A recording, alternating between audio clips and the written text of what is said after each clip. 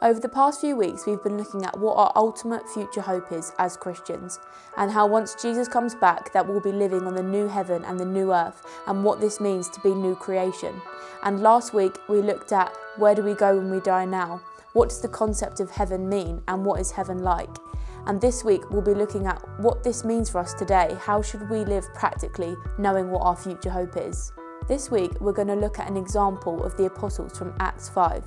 And this took place shortly after Jesus had ascended to heaven, and the apostles needed to practically live out the Christian life without Jesus.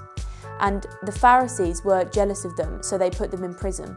But that night the angels let them out of prison and ordered them to go back to the temple courts to preach the gospel. When the Pharisees found out about this, they rearrested them, and they ordered that they be flogged and that they never preach the gospel of Jesus again.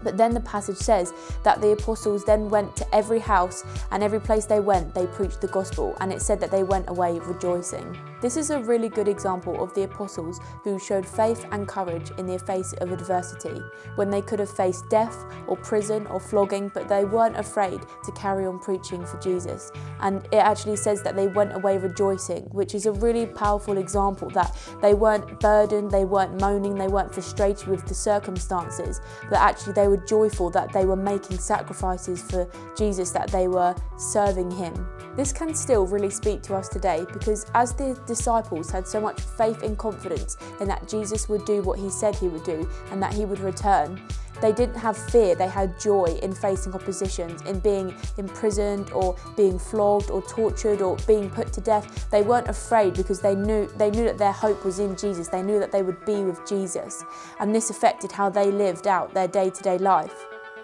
And you may have to face sacrifices, especially at the moment with lockdown.